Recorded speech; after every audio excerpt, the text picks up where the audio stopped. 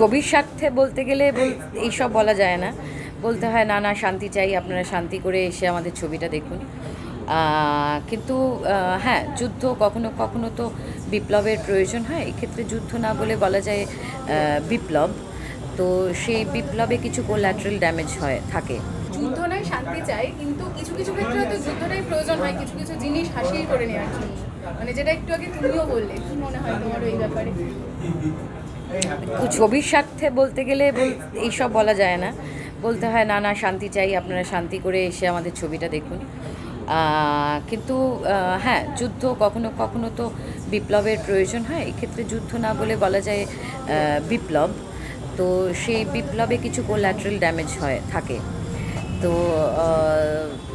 সেখানে একটা ইউটোপিয়ান জগৎ, যেখানে মানুষ মানে আমরা মানুষ না ক্রমে মানে স্বার্থপর হয়ে যাচ্ছি। তো আমাদের যে কোহ্যাবিট করে চলতে হয়, সেইটা আমরা ক্রমশ ভুলতে বসেছি। মানুষ ভাবছে যে এই পৃথিবীটা শুধু তাদের বাস করার জন্যে, আর কোনো কিছুই ইয়ে নয়। মানুষ তাদেরই মাংস খাচ্ছে, তাদেরই করছে। যাই হোক, আমি আগে মাংস খেতাম, এখন ছেড়ে দিয়েছি। সো এখানে অনেক জায়গায় কুকুরের মাংস খাওয়া হয়। সুতরাং আমাদের তো বাড়িতে পোষ্য এরা, আমরা তো ভাবতেই পারবো না। তো সেই সব মানুষ যদি মানে এরকম করে, যদি তখন তো তাদের মানে যা করার সেটা তখন করতে হয়। এই এনজিও ওনার কি করাপ্টেড মানে সেইটুকু দেখে কিন্তু বোঝা গেল না। এইটার জন্যে তোমাকে ছবিটা দেখতে হবে, এবং ছবি দেখে তুমি আমায় বলবে যে এনজিও যে মহিলা উনি কারাপ্টেড কিনা।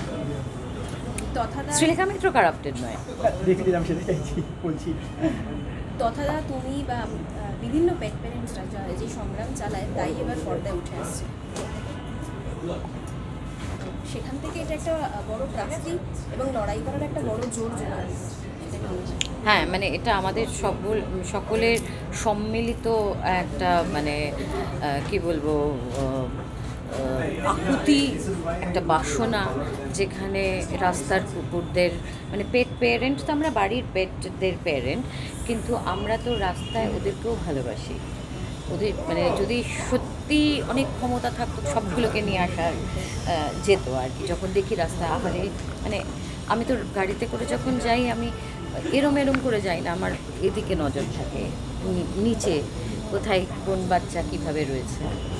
সো অ্যানিমাল অ্যাক্টিভিস্ট ছিলাম না, অ্যাক্টিভিস্ট হয়ে গেছি। বিভিন্ন থানায় বিভিন্ন সময় যেতে হয়েছে, বিভিন্ন ঘটনার প্রেক্ষিতে। সুতরাং এটা আমাদের একটা সম্মিলিত একটা মানে আন্দোলন বলতে পারো। একটা এটাও একটা আমাদের বিপ্লবের একটা পথ হয়তো।